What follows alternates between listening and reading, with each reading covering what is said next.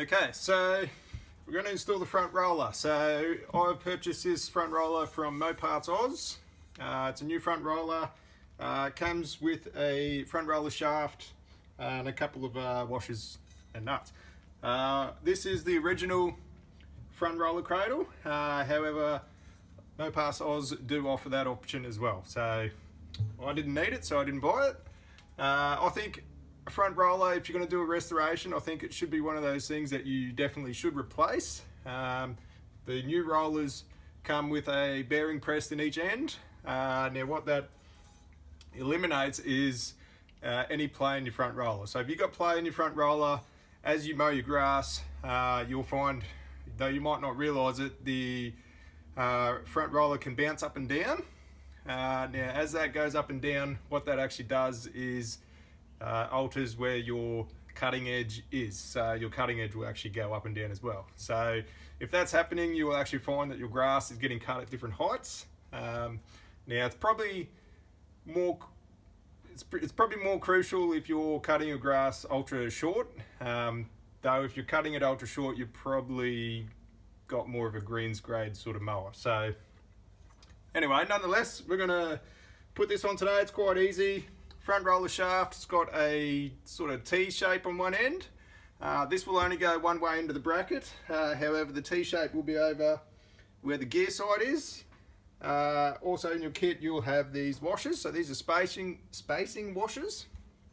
So these go the end of the rear roller and then sit inside the front roller cradle. So don't forget to put them in. And on the other end, we've just got a nut and a washer. So that'll hold it all together. So pretty straightforward, and watch along, we'll get that installed.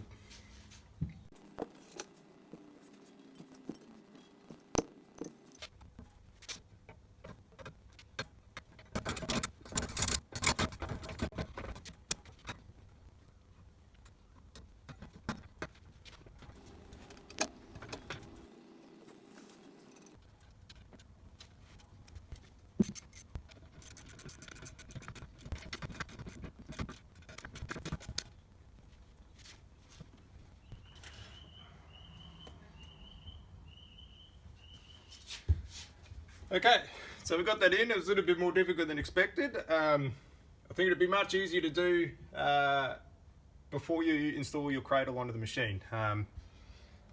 Just the end of the shaft where it goes from the thread to the diameter of the actual shaft. I just couldn't line it up properly, but we got it in there. So now that's in, we're going to put the height adjuster in.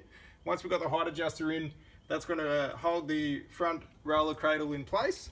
And once we've got it in place, we'll be able to level the rear roller. So let's crack on with that. Okay, so we're going to go to the height adjuster next. This is pretty straightforward as well, guys. Just when you do it, just don't forget to put your washer and spring on as you do it. If you install it before you do that, you won't be able to get them on. So watch along, it's pretty simple. The circlip, you know, sometimes that is a little bit difficult to put on. I generally just push it on with my fingers. However, it is quite hard on your fingers, so I can't always do that. If I can't do it, I normally just use long nose pliers, but I really try not to use that because I just don't want to scratch the paint. So if I'm going to do that, I might wrap some fabric or something around just to protect the paint in case I slip and scratch it. So watch along, quite easy.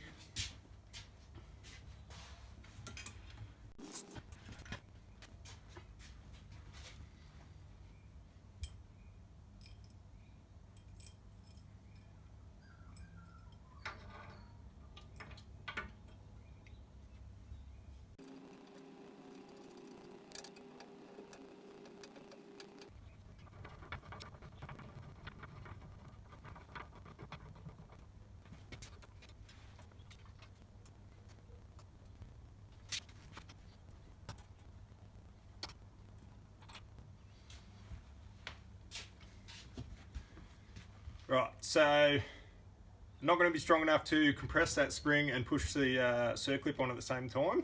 So might have to get a little bit creative here. I think I might try and possibly get a clamp and somehow sort of work out how to clamp that so the spring stays compressed while I put the circlip on. So we'll see what I come up with. Alright, so what a mission. Here's what I've come up with. I've never had this problem in the past. Normally I'll just squish it with my fingers and I can do it enough that I can put the circlip in. Not today, but that's alright. We've come up a way with doing it. So I own a bearing separating kit. Very handy if you're pulling mowers apart. You pull your bearings off with ease. So inside this kit, it comes with this sort of setup.